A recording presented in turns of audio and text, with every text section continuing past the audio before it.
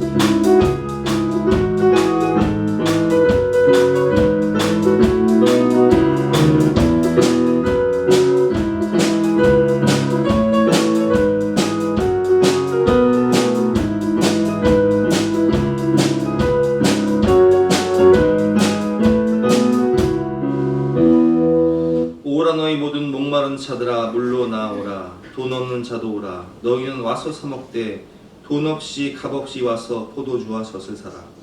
너희가 어찌하여 양식이 아닌 것을 위하여 은을 달아주며 배부르게 하지 못할 것을 위하여 수고하느냐.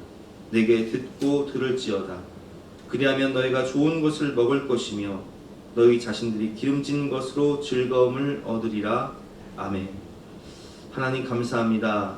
오늘도 목마른 사슴이 신의 물을 찾기에 갈급함같이 우리의 영혼이 하나님을 사모하며 은혜의 자리, 예배의 자리에 나올 수 있는 특권과 은혜를 베풀어 주시니 진심으로 감사드립니다.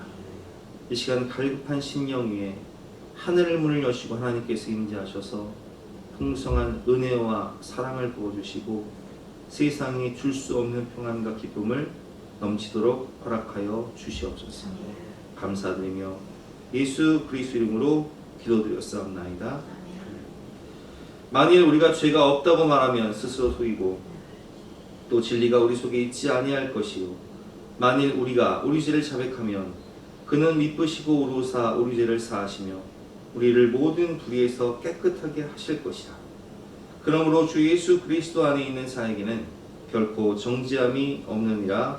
아멘. 사죄를 확신하며 다같이 사도신경으로 우리의 신앙을 고백하시겠습니다. 나는 전능하신 아버지 하나님 천지의 창조주를 믿습니다. 나는 그의 유일하신 아들 우리 주 예수 그리스도를 믿습니다.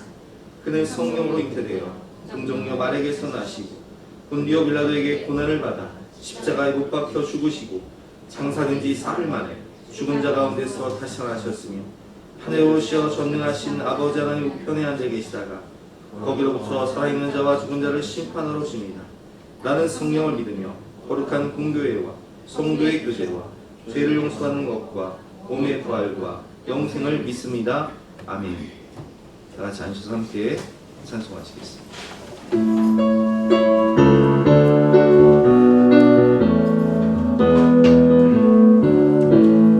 목마른 자들아 나의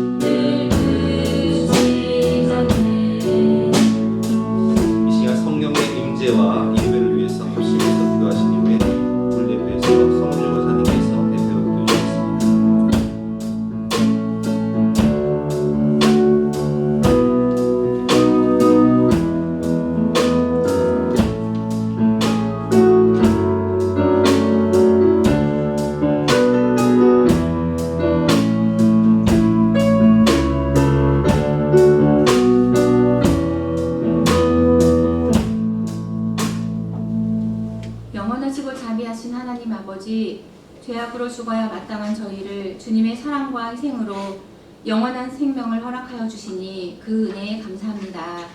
오늘 귀한 주의 날 이렇게 주님 앞에 나왔사오니 저희에게 귀한 은혜로 동행하시고 축복하여 주옵소서. 은혜의 주님, 이 시간 하늘문을 여시고 저희들에게 믿음 위에 믿음을 더하여 주세요. 오늘도 주님의 전에 나와서 주님의 도우심을 간절히 바라는 심령들에게 성령의 은혜를 충만하게 하셔서 상한 심령을 싸매어 주시고 생수의 강이 배에서 흘러넘치는 참 기쁨과 즐거움의 시간이 되기를 간절히 소원합니다. 자비하신 주님, 지난 반년 동안도 주님께서 저희들을 사랑하여 주심으로 시시때때로 보호하여 주시고 은혜를 베풀어 주셨습니다. 한치 앞도 알 수 없는 저희의 인생길에서 오늘도 주님만을 바라보며 한 걸음 한 걸음 나아가는 주의 자녀들을 기억하시고 불쌍히 여겨주심으로 우리가 가는 이 길이 주 안에서 뜻이 있게 하시고 결코 헛되지 않도록 은혜 위에 은혜를 내려주시기를 사모하고 고대합니다. 주님의 몸된 교회를 섬기기 위하여 세우신 기관마다 주님이 친히 붙드시고 몸을 들이고 순종하는 일꾼들에게 새 능력을 부어주세요. 성령의 역사하심으로 새로운 능력을 받아 주님의 일을 잘 감당할 수 있게 도와주세요. 이 시간 목사님의 말씀을 듣습니다. 주께서 세우신 저희 목사님을 기억하시고 말씀을 선포하실 때 마음의 찔림을 받게 하시며 순종하는 자리에까지 나아가게 하시옵소서. 이 시간에 드리는 예배의 감동이 우리의 모든 삶 가운데 지속되기를 간절히 원합니다. 한 주간도 주 안에서 항상 기뻐하고 감사하고 기도하겠습니다. 주 안에서 힘을 얻고 위로를 얻어서 가족에게, 자녀들에게, 이웃들에게, 동료들에게, 스쳐 지나가는 누군가에게 친절한 말 한마디를 건네는 저희들이 되었으면 좋겠습니다. 우리에게 가장 좋은 것을 주시는 예수님의 이름으로 간절히 기도드립니다.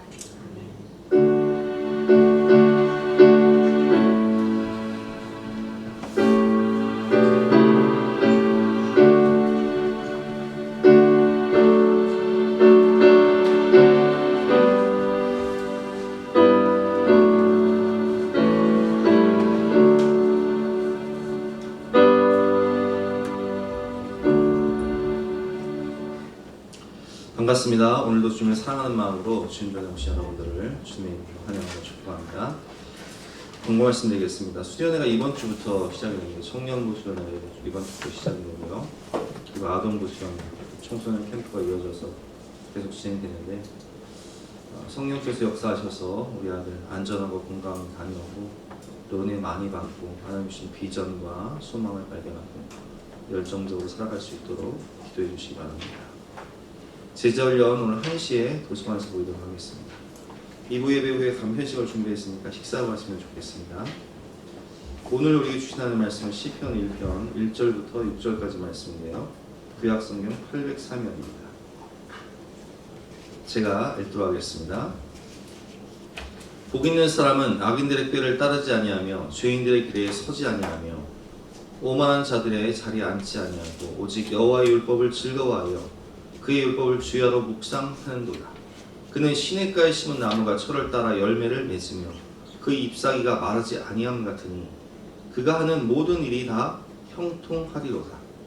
악인들은 그렇지 아니하며 오직 바람이 나는 겨와 같도다. 그러므로 악인들은 심판을 견디지 못하며 죄인들이 의인들의 모임에 들지 못하리로다. 무릇 의인의 길은 여호와께서 인정하시나 악인들의 길은 망하리로다. 아멘. 오늘은 복 있는 사람이 됩시다 라는 제목으로 본 말씀 의지해서 함께 은혜를 나누도록 하겠습니다. 여러분, 복의 근원은 누구시죠? 복의 근원은 하나님이시죠. 복의 근원 되신 하나님 안에 있으면 우리는 부족함이 없고 참된 만족과 행복이 있지만 복의 근원 되신 하나님을 떠나는 순간 인간은 죄로 인해서 망가질 수밖에 없고 멸망할 수밖에 없는 거예요. 하나님 안에서 행복하고 풍성했던 삶이 단번에 무너지는 이유는 바로 복의 근원 되신 하나님을 떠나 죄악의 지배를 받고 자신이 왕이 되어 살기 때문입니다. 여러분 한번 잘 생각해 보세요. 아담이 하나님 사랑의 품 안에서 에덴 동산에 살 때, 에덴은 기쁨이란 뜻이죠. 거기는 기쁨이 충만합니다. 거기는 풍성함이 있습니다. 거기는 행복이 있습니다. 거기는 만족이 있었어요. 그런데 생수의 근원 대신, 생명의 근원 대신 하나님을 떠나 그가 선악과를 먹고 자신이 왕이 되어 죄가 자신을 지배해 버릴 때 그 삶은 목마른 거예요. 갈급한 거예요. 에덴의 동쪽으로 쫓겨나서 망하는 인생이 되는 것입니다. 여러분, 우리는 언제나 복의 근원 대신 하나님 사랑 안에 있어야 됩니다. 죄 때문에 성경을 보면 많은 사람들이 하나님을 떠난 죄 때문에 얼마나 고통을 당하고 얼마나 멸망당하는지를 우리가 성경을 통해서 많이 볼 수 있는데, 우리는 바람에 나는 겨와 같이 심판을 견디지 못하는 망하는 인생이 아니라 오직 복의 근원 대신 하나님 사랑 안에 거하며 복 있는 인생, 열매 맺는 인생, 형통한 인생이 되어야 합니다. 그래서 그 비결을 오늘 말씀을 통해서 함께 배워볼 텐데요. 첫 번째로 우리는 복의 근원 대신 하나님을 떠난 삶의 특징을 깨달아 알 수 있습니다. 오늘 1절 말씀이죠. 1절 말씀 시작. 복 있는 사람은 악인들의 꾀를 따르지 아니하며 죄인들의 길에 서지 아니하며 오만한 자들의 자리에 앉지 아니하며. 그러니까 복 없는 사람의 특징이 뭐예요? 악인들의 꾀를 따르고 죄인들의 길에 서고 오만한 자들의 자리에 앉는 것이 바로 악인들의 모습입니다. 그래서 아담이 무엇을 따릅니까? 마귀의 꾀를 따라요. 너 이것을 네가 먹는 날에는 네 눈이 밝아져서 네가 하나님 되는 거야. 하나님이 어디 있어? 네 마음대로 살아야지. 네 욕심 따라, 네 육체의 소욕 따라 살아야지. 이렇게 마귀의 꾀를 따르고, 그리고 죄인의 길에 서서 선악과를 따먹게 되죠. 그리고 누가 왕이 돼? 하나님 무시해버리고 하나님 없는 것처럼 사는 자기가 왕이, 자아가 왕이 되어 사는 거예요. 오만한 자의 자리에 앉는 삶이죠. 그 결과는 무엇입니까? 그는 이제 에덴 동산에서 쫓겨나 에덴의 동쪽에 거하며 살아가는데, 하나님께서 뭐라고 말씀하시죠? 아담에게 이르시되 내가 내 아내의 말을 듣고 내가 내게 먹지 말라는 나무의 열매를 먹었은즉 땅은 너로 말미암아 저주를 받고 가시와 엉겅퀴를 낼 것이다. 너는 내 평생에 수고하여 그 소산을 먹게 될 것이다. 근데 그때부터 인간은 이제 에덴 동산에서 쫓겨나서 갈급한 인생이, 목마른 인생이 된 거예요. 하나님 없는 피폐한 인생이 된 거예요. 그리고 우리에게는 삼중적 사망이 찾아오게 되죠. 우리는 원래 삼중적 생명이 있는 존재였잖아요. 하나님과 함께하면서 영적 생명, 성령 안에 거하였고, 또 육적 생명, 거기에는 죽음이 없었고, 또 영원한 생명이 있었던 그런 나라인데, 우리에게 성령이 떠나가고 또 육적 죽음이 찾아오고 또 영원히 심판받아 지옥에 갈 수밖에 없는 이런 저주가 우리에게 온 것입니다. 너는 흙이니 흙으로 돌아갈 것입니다.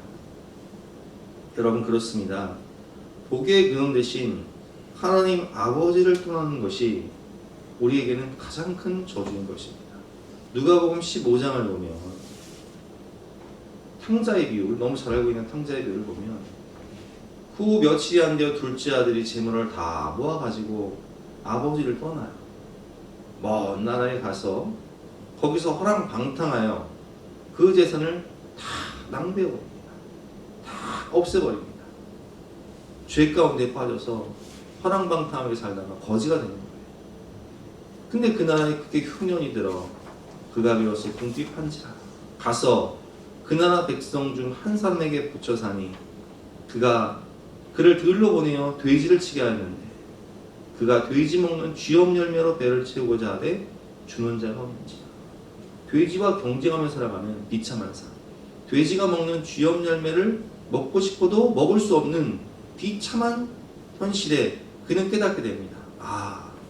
내가 아버지를 떠나는 것이 하나님을 떠나서 내 마음대로 내가 왕이 되어서 죄 가운데 오만하게 살고 악인의 길을 따르고 죄인의 길에 서며 살았던 이것이 망하는 지름길이었구나, 이게 죽는 길이었구나 라는 걸 깨닫고 스스로 돌이켜 회개하고 하나님께 돌아갈 때 거기에 참된 만족과 상명이 있었던 것이죠. 여러분, 그렇습니다. 상수의 근원 대신 하나님을 떠난 삶의 특징은 바로 목마름입니다. 하나님 없는 인생은 목마른 거예요. 예레미야 2장 13절 말씀 제가 읽어보겠습니다. 내 백성이 두 가지 악을 행하였나니 곧 그들이 상수에 근원되는 나를 버린 것과 스스로 웅덩이를 판 것인데 그것은 그물을 가두지 못할 터진 웅덩이들입니다. 언젠가 다니엘 기도에 가수 이수영 씨가 나와서 간증을 하셨는데, 그분이 원래는 믿음이 좋은 분이었어요. 그래서 학교 다닐 때 많은 친구들을 전도하고 성령 충만했던 그런 삶을 살았는데, 가수가 되어서 성공을 하게 됩니다. 많은 돈을 벌게 됩니다. 근데 많은 돈을 벌고 세상 유혹 가운데 빠져서 하나님을 떠나게 돼요. 그리고 어떻게 살아갑니까? 술 취함과 방탕함과 육체의 소욕을 따라서 온갖 세상의 죄악들로 하나님을 떠나 그렇게 살아가요. 근데 그 인생의 결과는 뭐예요? 믿었던 친척에게 배신당해서 사기를 당하고 세상에 찌들어 살다 보니까 그냥 인생이 파괴가 되어서 모든 걸 잃어버려요. 자살까지 결심한 거죠. 그게 특징인 거예요. 예레미야 2장 13절 말씀. 내 백성이 두 가지 악을 행하였나니 곧 그들이 상수에 근원되는 나를 버린 것과 스스로 웅덩이를 판 것인데 그것은 그 물을 가두지 못할 터진 웅덩이들입니다. 터진 웅덩이를 봐서 세상 것으로 목마름을 채우려고 하는데 그 목마름을 채울 수가 없는 거예요.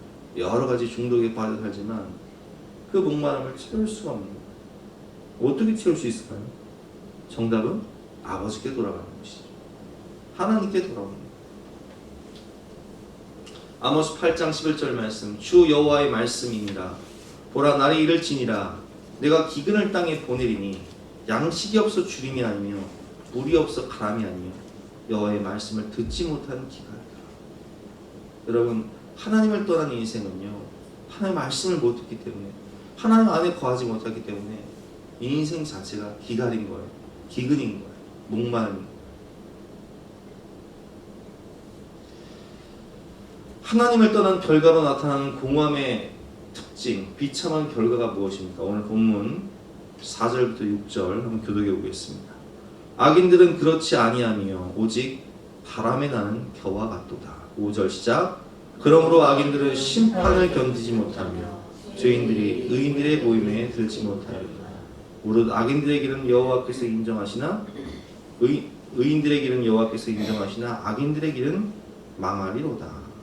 여러분, 그렇습니다. 이렇게 하나님을 떠나 죄 가운데 살게 되면 그 사람의 인생은 바람에 나는 겨와 같이 심판을 견디지 못하는 거예요. 결국 그 길은 망하는 것이죠. 삼중적 죽음 가운데 영적 죽음과 육적 죽음과 영원한 죽음, 고통을 당하는 것입니다.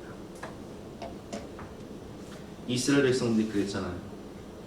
이스라엘 백성들은 하나님을 떠나서 자신이 왕이 되어서 선지자들이 그렇게 하나님께 돌아오라 외치고 권면을 해도 그렇게 외치는 선지자들을 잡아서 고문하고 죽이고 결국 하나님을 떠난 그들은 하나님의 심판을 받아 바벨론 그리고 아수르의 침략을 받아서 3분의 1은 칼에 죽고 3분의 1은 질병으로 죽고 3분의 1은 벗은 몸으로 수치를 당하면서 포로로 끌려가서 70년 동안 포로 생활을 하는 고통을 당하게 됩니다. 여러분, 하나님을 떠난 내 죄가 왕이 되어 세상이 왕이 되어서 술 취함과 방탕함과 여러 가지 중독과 세상의 헛된 것을 추구하는 삶은 이 심판을 견딜 수 없는 비참한 결과를 맞이하게 되는 것입니다. 그래서 이 지옥의 특징은 무엇이냐면 목마름이죠. 하나님을 떠나 목마름 가운데 살다가 마귀는 목마름 가운데 살다가 우리에게 지옥에 가서 영원한 목마름을 주게 하는 거예요. 누가복음 16장 24절 말씀 불러 이르되 아버지 아브라함이여 나를 긍휼히 여기사 나사로를 보내어 그 손가락 끝에 물을 찍어 내 혀를 서늘하게 하소서 내가 이 불꽃 가운데 괴로워하나이다. 이것이 마귀가 우리에게 주는 괴로움, 심판의 결과입니다. 두 번째로 우리가 오늘 말씀을 통해서 깨달을 수 있는 것은 복 있는 사람은 그럼 어떤 삶을 사는가? 그 특징은 2절 말씀인데요. 2절 말씀 함께 읽어보겠습니다. 시작. 오직 여호와의 율법을 즐거워하여 그의 율법을 주야로 묵상하는 조다. 아멘. 복 있는 사람의 특징. 창세기 12장을 보면 하나님께서 아브라함을 뭐라고 부르시죠? 너는 무엇이 될 것이다? 너는 복이 될 것이다. 너는 복의 근원이 될 것이다 라고 말씀을 하세요. 복의 근원 대신 하나님과 동행하니까 그 인생 자체가 복의 근원이 되는 거예요. 근데 아브라함은 무엇을 따라가죠? 말씀을 따라가요. 그리고 어디를 가든지 뭘 쌓아요? 제단을 쌓고 예배를 드립니다. 그 복 있는 사람의 특징은 말씀을 따라가고 제단을 쌓고 예배를 드린다. 2절 말씀 복 있는 사람은 오직 여호와의 율법을 즐거워하여 그의 율법을 주야로 묵상하는 자로다. 사마리아 여인이 세상 것으로 채울 수 없는 목마름 가운데 방황하며 살죠. 그는 5번이나 결혼을 합니다. 돈 많은 남편도 만나보고 힘센 남편도 만나보고 명예와 권세가 있는 남편도 만나보고 많이 배운 남편도 만나보지만 채우지 못하는 인생의 목마름이 있는 거예요. 그러다가 생수의 근원 대신 예수님을 만났을 때 그는 자기 인생의 유일한 소망이었던 물동이를 버려두고 마을로 들어가서 사람들을 전도하는 모습을 볼 수 있습니다. 예수님께서 이 사마리아 여인에게 뭐라고 말씀하시죠? 요한복음 4장 13절 말씀 예수께서 대답하여 이르시되 이 물을 마시는 자마다 다시 목마르리라. 여기서 이 물은 무엇입니까? 세상이 주는 물. 세상이 주는 물을 많이 먹어요. 여러 가지 학위도 가져보고 또 명예도 추구하고 돈도 벌어보고 그 돈 가지고 이런저런 세상의 쾌락들을 따라 살아보지만 이상하게도요 이 물을 마시면 마실수록 목마르는 거예요. 인간은요 하나님을 떠난 인간은요 아무리 죄를 저질러도 그것이 목마를 수밖에 없는 이유는 생각해보세요. 어린아이가 부모를 잃어버렸어요. 고아가 됐어요. 그런데 고아원에서 아무리 맛있는 음식을 주고 아무리 재미있는 게임을 한다 할지라도 부모를 찾기 전까지는 그 마음이 어때요? 외롭고 공허할 수밖에 없는 거예요. 다른 것으로 채우려고 해도 그 인생의 목마름을 채울 수가 없는 거예요. 하나님을 떠난 인간이 그런 거예요. 세상 것으로 목마름을 채우려고 해도 힘센 남편, 돈 많은 남편, 명예 권세 있는 남편, 많이 배운 남편 만나도 그 목마름을 채울 수 없어.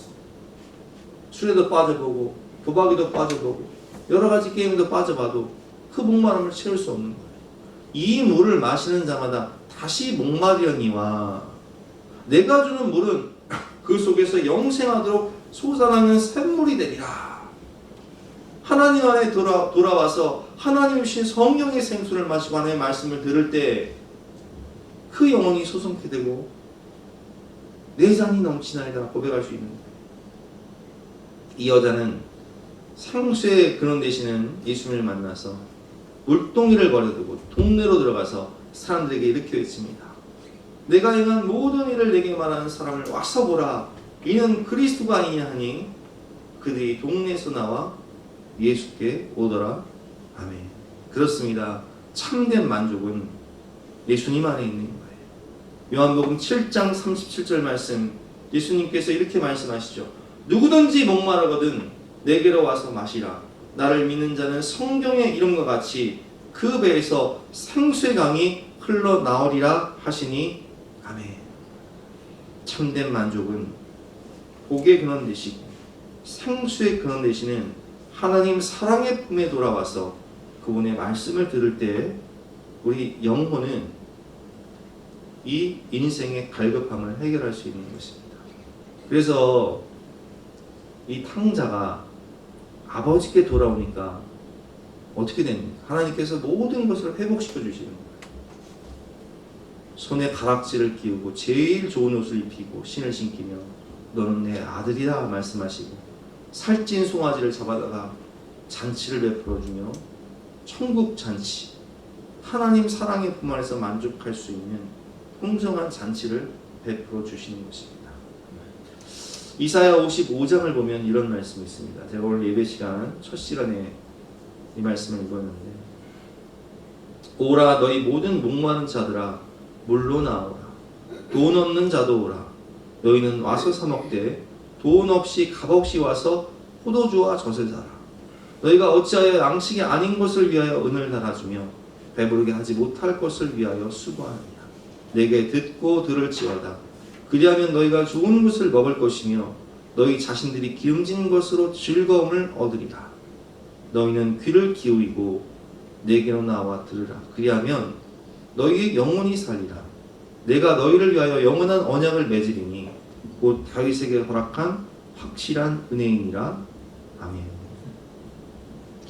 여러분, 저도 20대 때 우리 여기 청년들 나이 때 세상 것을 추구하면서 돈 많이 벌어서 친구들과 놀러 다니고 내가 하고 싶은 것 하고 살고 그냥 그렇게 모태신앙이었지만 실질적으로는 하나님을 떠나서 내가 왕이 되어서 오늘 말씀처럼 정말 악인의 꾀를 따르며 죄인의 길에 서서 오만한 인생을 살게 됩니다. 근데 그러다 IMF가 터지면서 쫄딱 망하죠. 인생이 한 방에 무너진 거예요. 근데 그때 그 무너진 인생, 갈급한 인생 가운데 제가 회개하고 하나님께 돌아가잖아요. 근데 하나님께 돌아가서 뭘 하냐? 예배를 드리는 거예요. 이전에는 제가 예배를 드릴 때는 제 자리는 2층 기둥 뒤였어요. 거기가 자기가 제일 좋은 자리거든요. 눈치가 안 보여, 기둥 뒤가. 잘 안 보이니까.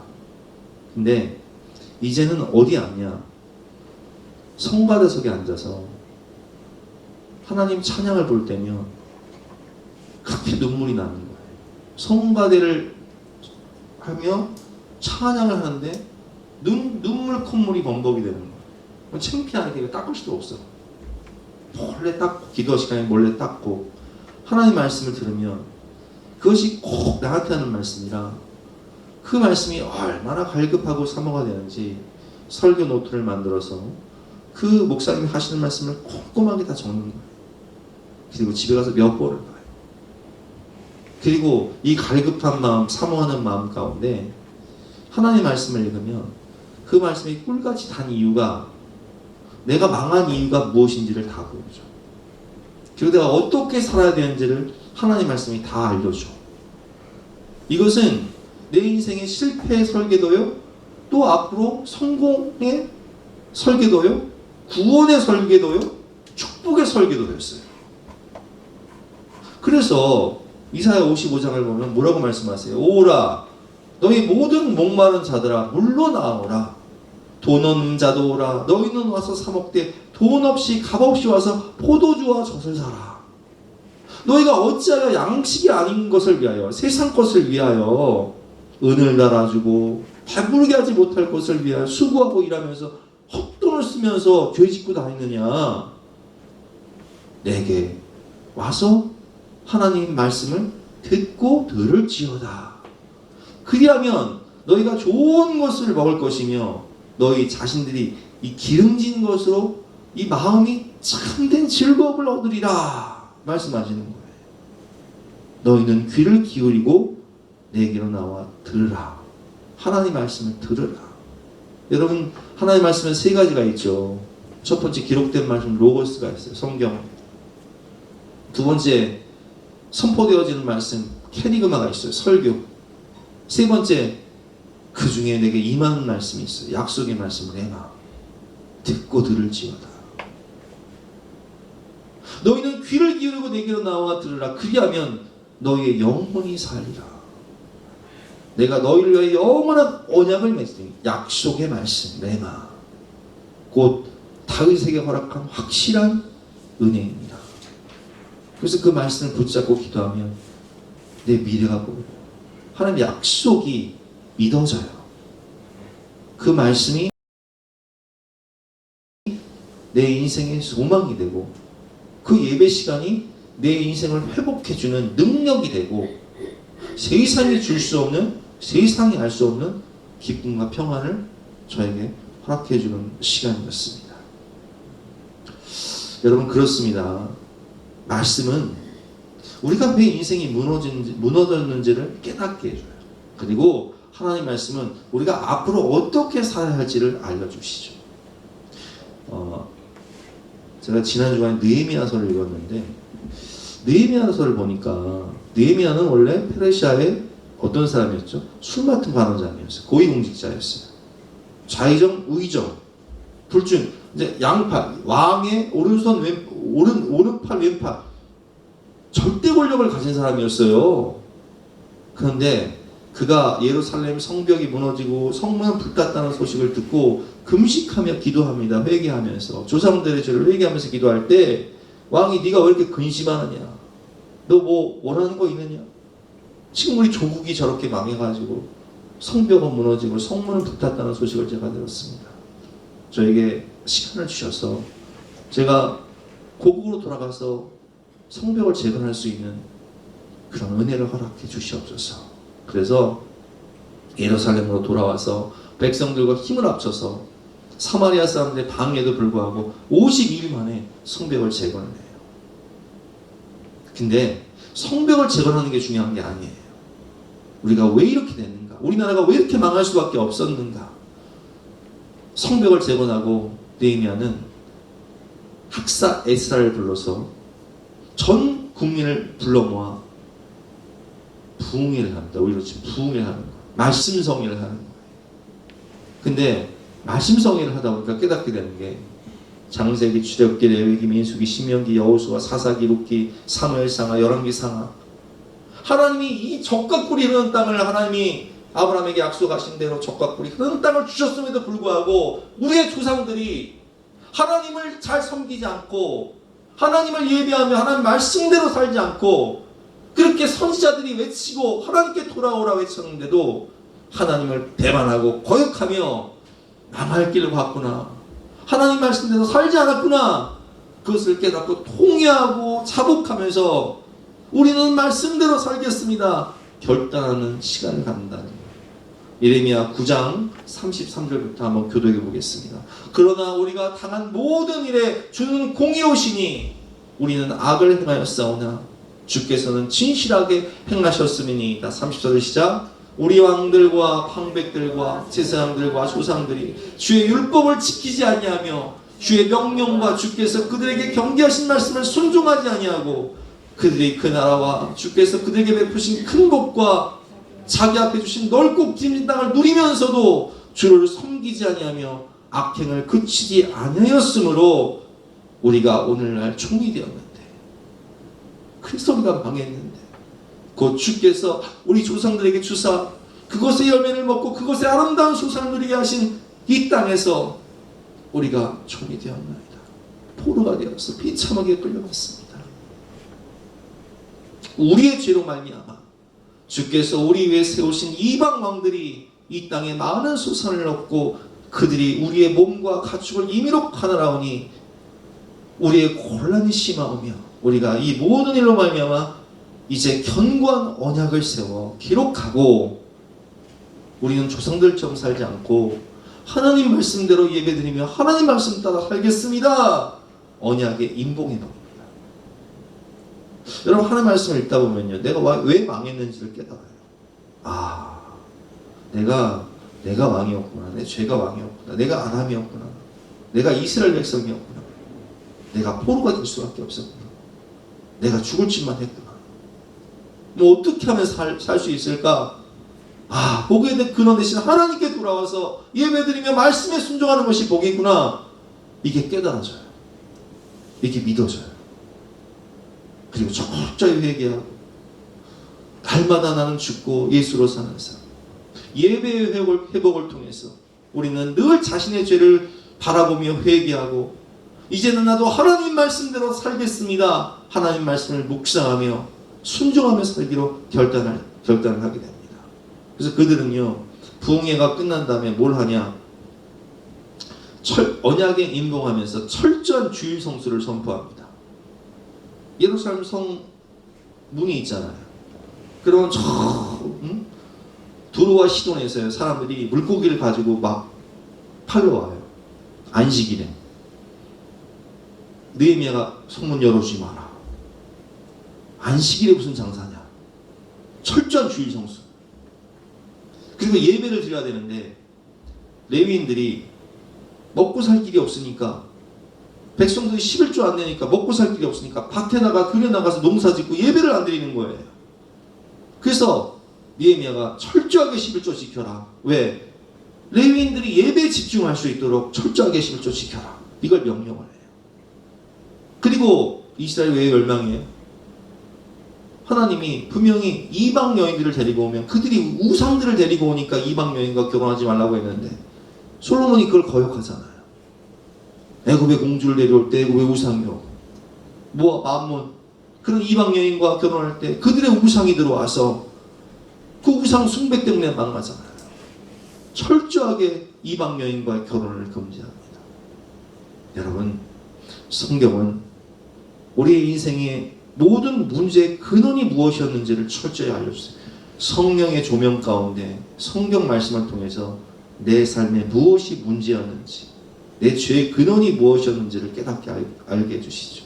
그리고 내가 어떻게 살아야 내가 살 수 있는지, 무엇이 길인지, 무엇이 진리인지, 무엇이 생명인지를 알려주시죠. 저도 그래서 그 말씀을 통해서 변화된 거예요. 예배를 드리며 회개하며 하나님의 말씀을 읽으면서 내 인생의 과거를 돌아보고 내 인생의 미래의 소망을 발견하게 된 것입니다. 요한복음 8장 32절 말씀, 진리를 알지니 진리가 너희를 자유롭게 하리라. 다시는 세상의 헛된 것을 따르지 않는 삶, 날마다 자기 죄를 보며 회개하고 나는 죽고 예수로 사는 삶, 말씀의 회복과 예배를 통해서 내 인생이 회복되고 복의 근원 대신 하나님과의 관계가 회복돼요. 복의 근원 대신 하나님과 동행하니까 어떻게 돼요? 내가 복의 근원이 되는 거예요. 내가 축복의 통로가 되는 거예요. 내가 복이 되어버리는 거예요. 너는 복이 될 것이니라. 하나님 말씀하시죠. 네가 복이다. 왜? 복의 근원 되시다. 하나님이 네 안에 계시니까. 이제 복 있는 사람이 되는 거예요. 오늘 본문의 제목은 복 있는 사람이 됩시다. 그러면 이렇게 하나님과 동행하여 복 있는 사람이 되면 어떤 축복을 받게 될까요? 3절 말씀 같이 한번 읽어보겠습니다. 시작. 그는 시냇가에 심은 나무가 철을 따라 열매를 맺으며 그 잎사귀가 마르지 아니함 같으니 그가 하는 모든 일이 다 형통하리로다. 아멘. 그렇습니다. 복의 근원 되신 하나님 안에서 얻는 참된 만족이 있어요. 생수의 근원 되신 예수님 안에 거하면 목마름이 없는 거예요. 참된 만족이 있는 거죠. 말씀을 의지해서 적과 꿀이 흐르는 땅을 정복하는 형통한 여호수아 1장 8절 말씀, 이 율법책을 내 입에서 떠나지 말게 하며 주야로 것을 묵상하여 그 안에 기록된 대로 다 지켜 행하라. 그리하면 내 길이 평탄하게 될 것이며 내가 형통하리라. 아멘. 하나님의 말씀을 묵상하고 그리고 그 말씀을 붙잡고 성령 안에서 기도하면 하나님이 이 레마의 말씀을 통해서 내게 응답을 해주시고 내게를 인도하시고 나에게 축복을 주시는데, 보이사 성령님은 우리가 기도할 때 하나님의 우리가 읽고 묵상하고 암송했던 말씀을 생각나게 하셔서 그 말씀으로 나를 인도하심으로 위대한 상담자가 되시는 것을 우리는 인생 가운데 많이 경험하게 됩니다. 근데 놀라운 것은 그 약속의 말씀을 붙잡고 기도하며 순종하면 많은 열매를 맺게 돼요. 요한복음 15장 7절 8절 말씀 시작. 너희가 내 안에 거하고 내 말이 너희 안에 거하면 무엇이든지 원하는 대로 구하라. 그리하면 이루리라. 너희가 열매를 많이 맺으면 내 아버지께서 영광을 받으실 것이요 너희는 내 제자가 되리라. 그냥 개척을 하는 것이 아니라 하나님의 약속의 말씀을 받고 그 약속의 말씀이 내 안에 거하고 내가 주님 안에 거하면서 너희가 내 안에 거하고 내 말이 너희 안에 거하면 너희가 무엇이든지 원하는 대로 구하라. 그러면 이룰 것이다. 너희가 열매를 많이 맺게 될 것이다. 영혼의 열매를 맺게 될 것이다 말씀하시는 거예요. 우리가 어떤 일을 할 때 새로운 일을 시작합니다. 결혼을 하고 취업을 하고 사업을 하고 자녀를 낳고 가정을 이루고 그때마다 하나님의 약속의 말씀 붙잡고 내 말씀 붙잡고 너희가 내 안에 거하고 내 말이 하나님의 약속의 말씀이 너희 안에 거하면 그 약속의 말씀을 붙잡고 기도하면 너희가 무엇인지 원하는 대로 구하라. 그러면 그대로 될 것이다. 믿음은 바라는 것들이 실상이 되어버리는 거예요. 응답이 되어버리고 축복이 되어버리고 열매가 나타나는 거예요. 그 열매를 많이 맺으면 내 아버지께서 영광을 받으실 것이요 너희는 내 제자가 되리라. 이걸 경험한 사람들은 알아요. 여기 경험하신 분들은 아마 아실 거예요. 하나님의 약속의 말씀 붙잡고 내가 그 약속의 말씀을 의지해서 믿음으로 기도할 때 그것이 삶의 풍성한 축복의 열매로 나타나고 그 열매로 하나님께 영광을 돌리고 우리가 예수님의 제자로 사는 모습을 우린 경험하게 되는 것입니다. 개그우먼 조혜련 씨가 다니엘 기도회 때 간증을 했었죠. 그분 하나님을 떠나 남녀호랑개교라는 우상을 섬기며 열심히 살아가지만 하나님을 떠난 인생은요 목마른 거예요. 일본에서 실패하고 남편과 이별하고 깨어진 가정 가운데 아이들은 방황합니다. 최선을 다해 살았어도 무너진 삶, 외로움과 공허함 가운데 살다 중국으로 가서 도피하듯 중국으로 가서 유학생을 하는데 거기서 예수님을 믿는 남편을 만나게 됩니다. 그리고 그 남편의 권유로 당신이 한 번만 나에게 존댓말 하면 좋겠어 했더니 남편이 뭐라고 말하냐면 그러면 한 번만 예배드리면 내가 존댓말 할게. 그래서 예배를 들어왔는데 출애굽기 32장 말씀 들으면서 이분이 한 번 이게 학구열이 많아서 한 번 파면 막 집중해서 파는 성격인데 하나님 말씀 들으니까 이 진리의 말씀 생명의 말씀 들으니까 너무 궁금한 거예요. 그래서 남편 따라 교회 갔다가 출애굽기 32장 말씀을 듣고 그 다음에 어떻게 되는가 궁금해서 그 다음 날로 도서관에 들어가서 성경을 읽기 시작하는데 하루 8시간씩 읽는데 성령의 역사죠. 그래서 지금까지 100독 이상 합니다. 그렇게 성경을 읽으면서 그 말씀 붙잡고 기도하니까 사랑하는 엄마도 구원하게 되고 자매들도 구원하게 되고 남편도 구원하게 되고 지금은 기독교 방송의 강호동이 됐어요. 복받는 인생이 됐죠. 간증의 주인공이 되고 많은 교회 다니면서 간증하면서 영혼을 구원하는 축복의 통로가 된 것을 볼 수 있습니다. 이 어머니께서 또 새롭게 하소서에 나오셨더라고요. 간증을 하시는데 이 어머니도 남녀호랑기구를 믿으면서 정말 인생을 고통 가운데 살았죠. 근데 조혜련 씨가 미국에 간증 집회를 갈 때 따라갔다가 거기에 믿음의 사람들을 통해서 감동을 받고 예수님을 믿고 딸처럼 성경 통독을 할 때 사독을 하던 차에 성경 사독을 할 때 질병으로 인해서 찾던 소변줄 그 질병 하나 고쳐주세요. 소변줄 떼버리고 영육간의 강건함을 주셔서 지금은 5년 동안 56독을 하며 날마다 하나님의 은혜와 기쁨 가운데 행복하게 살아가고 계시고 또 사랑하는 아들을 위해서 기도할 때 조혜련 씨 아들 조지현 형제님이 돌아오게 됩니다. 이분은 어떻게 살았냐? 어렸을 때부터 외동아들, 딸은 누나들은 엄청 많고 아들은 하나인데 아버지가 이제 술 취하고 집에 들어오면 엄마를 그렇게 때렸대요. 근데 어렸을 때는 참는데 고등학교 때는 이제 덩치가 커지니까 못 본 거예요. 그래서 아버지랑 싸웠어요. 근데 이게 이제 상처가 된 거야. 페루나가 된 거죠, 한마디로. 아버지를 때리고 아버지 갈비뼈를 상하게 한 거예요. 근데 이 군대 가서도 심한 구타를 당하면서 어렸을 때부터 이 가정과 또 군대에서 받았던 이 학대, 구타 이런 것들이 분노로 막 작용을 해서 불안장애 약을 먹으면서 이분은 막 조금만 건드리면 막 싸우려고 덤벼드는 그런 분노, 그리고 술, 담배, 여러 가지 중독, 불안으로 인해서 약을 먹고 자살 시도까지 하는 그런 삶을 살게 됩니다. 결혼을 해서도 이분이 너무 극심한 가정 불화로 아기 6개월 때 아내가 뭐라고 얘기하냐면 난 당신하고 못 사니까 당신 집 나가라고 한 거예요.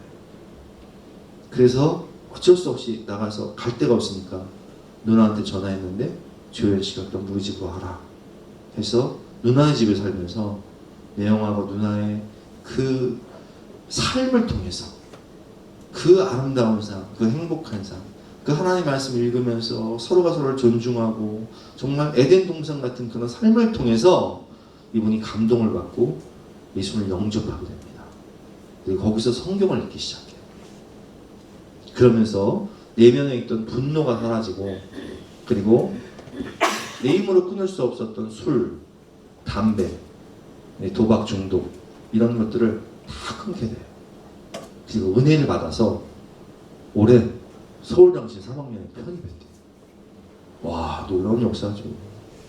인생이 회복되고 가정이 행복해지는 거예요.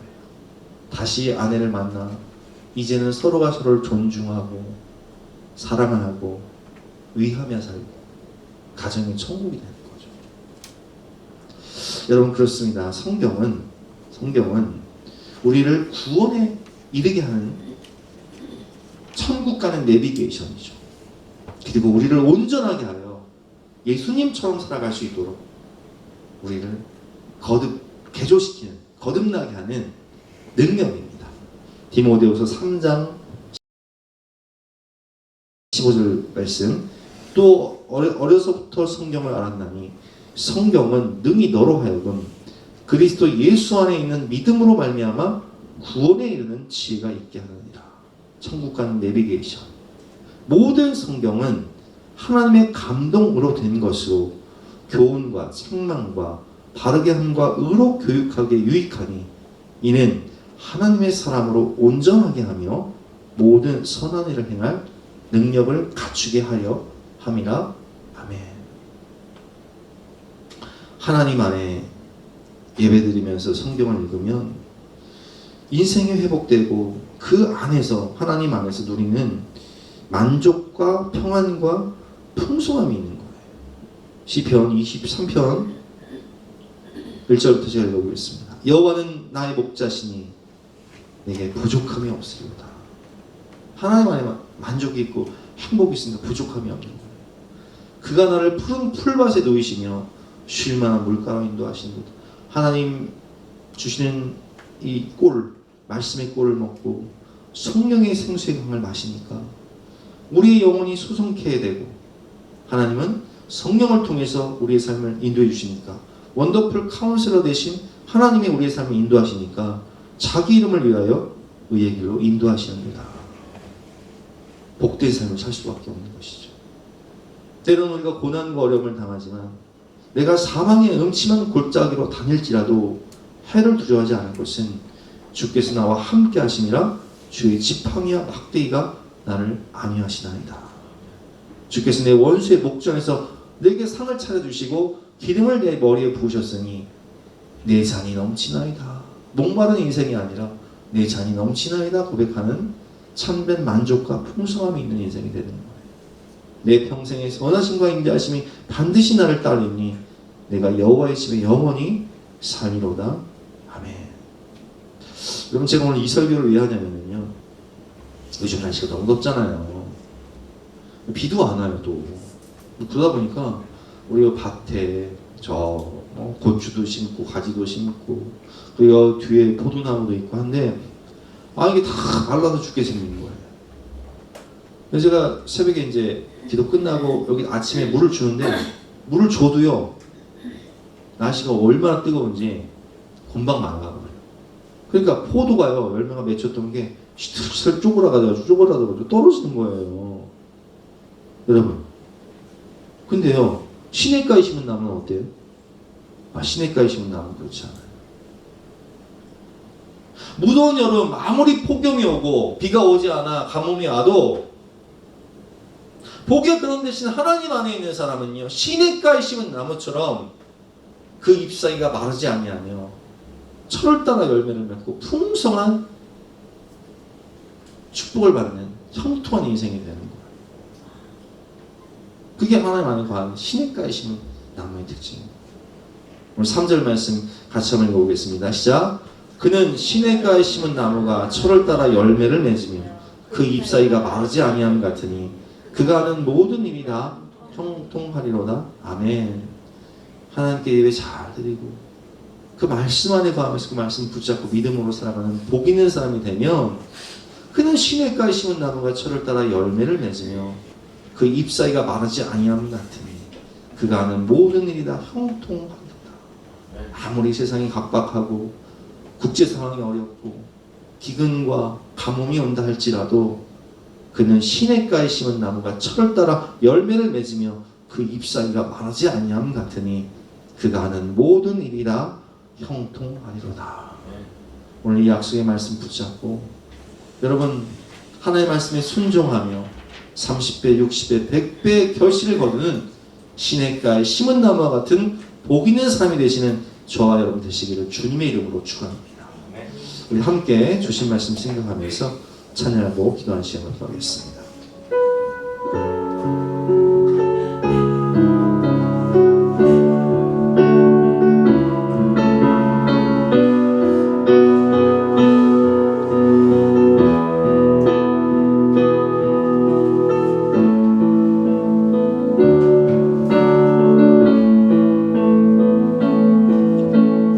말씀 앞에서 경외함으로 주께 홀로 섭니다. 생명의 말씀 읽고 순종해 주를 예배합니다. 기록된 말씀 힘이 있어서 진리로 우리 거룩해 하며 거룩한 말씀 세세 영원히 복음이 되어 말씀하시네. 하나님 말씀 두려워 떠는 자 그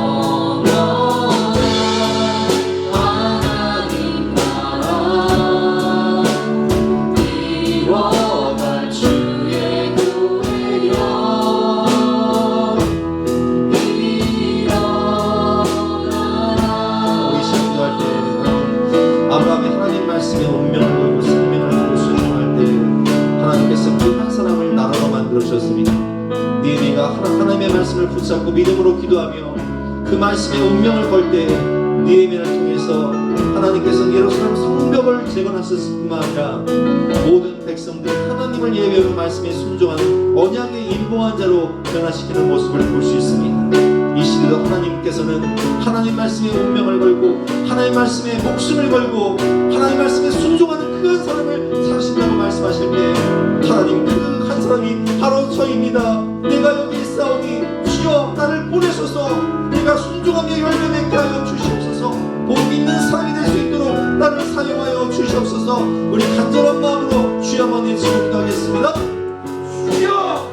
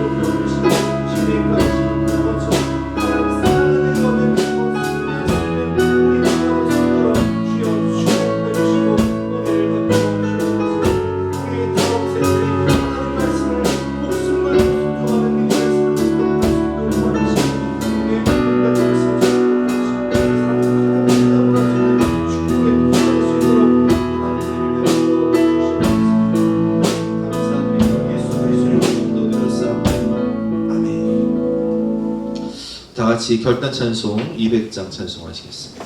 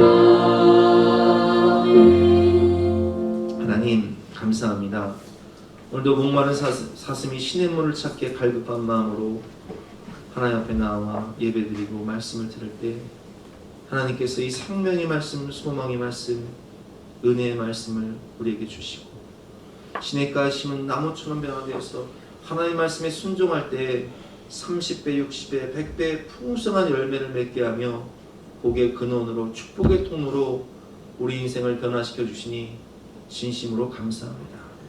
하나님 말씀에 목숨을 걸고 하나님 말씀에 운명을 걸었던 아브라함처럼 느헤미야처럼 살아가는 우리 모두가 될 수 있도록 축복하여 주시고 우리 다음 세대, 우리 청년들, 우리 청소년들이 그런 믿음으로 하나님께 쓰임받아 세상이 감당할 수 없는 믿음으로 가정을 구원하고 한국교회를 살리는 축복의 통로가 될 수 있도록 은혜를 베풀어 주시옵소서. 그러니까 먼저 그의 나라와 그의 의를 구할 때 이 모든 것을 더하시는 축복과 은혜를 넘치도록 부어주실 것을 믿고 감사드리며 걸어가신 예수 그리스도 이름으로 기도드렸사옵나이다. 지금은 우리 구주 예수 그리스도의 은혜와 독생자를 주신 영원하신 하나님의 사랑과 성령 하나님의 감화감동 역사하심이 우리 모든 성도님들 머리 위에, 앞날 위에, 가정 위에, 또 우리 자녀들의 미래 위에 지금부터 영까지 함께 하시기를 간절히 축원하옵나이다. 아멘.